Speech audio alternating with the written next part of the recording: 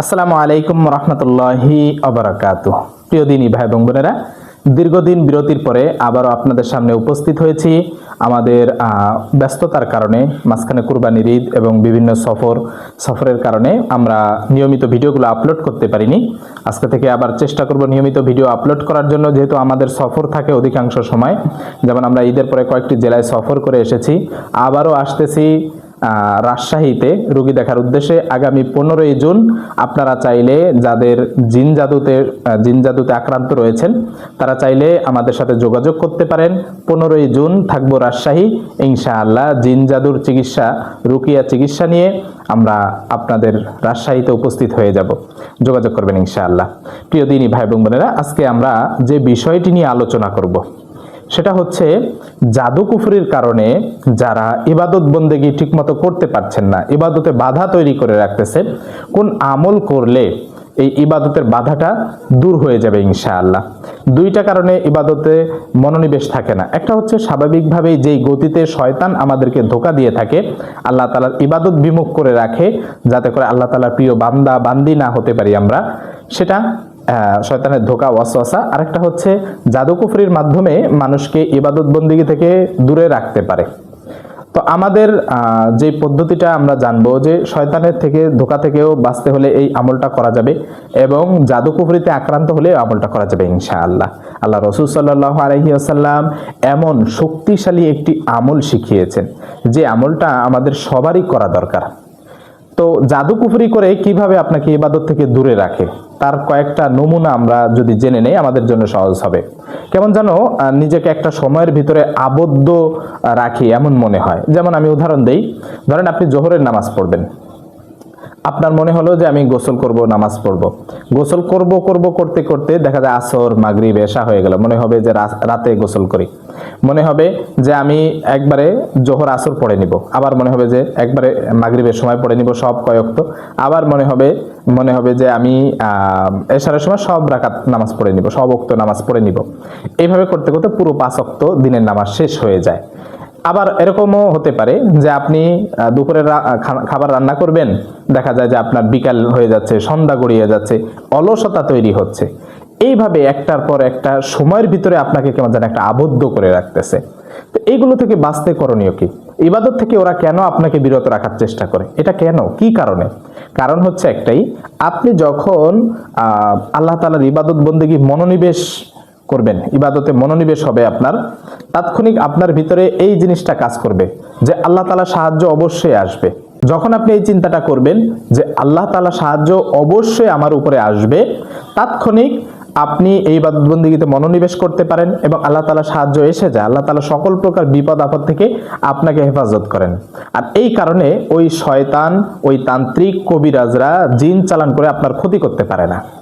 কিন্তু যখনই ওরা এই জাদু কুফরি করে আপনাকে বিভিন্ন জাদু করে ক্ষতি করার জন্য, যাতে করে আপনি অসুস্থ হয়ে পড়েন, পরিবার থেকে বিচ্ছেদ ঘটে যায়, লেখাপড়া নষ্ট হয়ে যায়, বিবাহ না করতে পারেন, ব্যবসায় ধস নামে, হ্যাঁ, এরকম যত প্রকার জাদু কুফরিগুলো আছে, সেই জাদু কুফরিগুলো যখন ওরা করে, এগুলো হচ্ছে আপনি ইবাদত বন্দেগী যখন কম করেন বা করতে পারেন না, তখন এই জাদুগুলো আপনার উপরে সহজে কাজ করে। যার ভিতরে দেখা যায় যে ওর আমল থাকে না বা কোরআন তেলাওয়াত সেইভাবে করে না, নামাজ ঠিক মতো পড়ে না, তখন এই জাদুর এফেক্টটা শরীরের উপর বেশি পড়ে।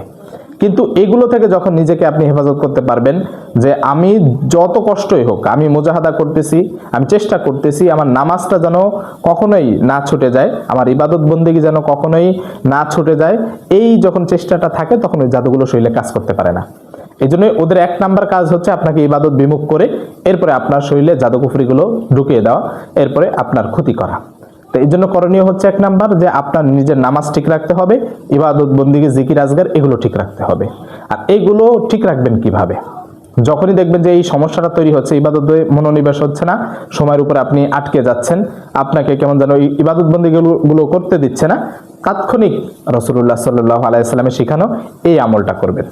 আল্লাহ রাসূল সাল্লাল্লাহু আলাইহি ওয়াসাল্লাম সাহাবাদেরকে এই যে এইভাবে একত্রিত বসিয়ে এইভাবে হাত ধরে ওয়াদা নিত যে আমার সাহাবারা, আমি তোমাদেরকে যে আমলটা শিখিয়ে দিচ্ছি এই আমলটা কখনোই ছাড়বা না, আমাকে ওয়াদা দাও, এই আমলটা কখনোই ছাড়বা না। আর রাসূল সাল্লাল্লাহু আলাইহি ওয়াসাল্লাম বলতেন যে 5 ওয়াক্ত নামাজের পরে এই ছোট্ট দোয়াটা বেশি বেশি করে পড়বা, যখনই দেখবা তোমাদের অলসতা তৈরি হচ্ছে, ইবাদতে মনোনিবেশ হচ্ছে না, তাৎক্ষণিক তোমরা এই আমলটা বেশি বেশি করে করবা। আমলটা কি, দোয়াটা কি, আমি আরবি বাংলা উচ্চারণ সহ আপনাদের অর্থ সহ দিয়ে দিচ্ছি, যাতে আপনি আরবিটা দেখে দেখে পড়তে পারেন, কেউ আরবি না পারলে বাংলাটা দেখে পড়তে পারেন এবং অর্থটা বুঝে বুঝে পড়তে পারেন। যখন আপনি একটা আমল করবেন, আপনি যখন পড়বেন যে আমি আল্লাহ তাআলার প্রশংসা করতেছি, আমি এই জিনিসটা আল্লাহ তাআলার কাছে চাইতেছি, যখন এটা বুঝবেন তখন আপনার ওইটা পড়তে মজা লাগবে, ভালো লাগবে। দোয়াটা হচ্ছে আল্লাহুম্মা আইন্নি আলা যিকরিকা ওয়া শুকরিকা ওয়া হুসনি ইবাদাতিক। কত চমৎকার একটা দোয়া। হে আল্লাহ, আপনার জিকির আজগার করার জন্য, আপনার শুকরিয়া আদায় করার জন্য, আপনার সুন্দর সুন্দর ইবাদত বন্দেগী করার জন্য আপনার কাছে আমি সাহায্য চাই, আপনি আমাকে সেই তৌফিক দান করেন। যখন আল্লাহ তাআলার কাছে বান্দা এইভাবে সাহায্য চায়, তখন আল্লাহ তাআলা বান্দাকে সাহায্য না করে থাকতে পারেন না। আমি আপনি চাওয়ার মতো করে যদি চাইতে পারি, কেন আল্লাহ তাআলা দিবেন না ভাই? অবশ্যই আমাদের চাওয়ার মতো করে চাইতে হবে। এই জন্য আপনি এইভাবে মুজাহাদা করবেন, চেষ্টা করবেন।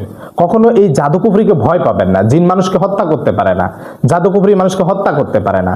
আল্লাহ তাআলা যতদিন আপনাকে হায়াত দিয়েছেন, আপনি ততদিন বাঁচবেন, এটাই স্বাভাবিক।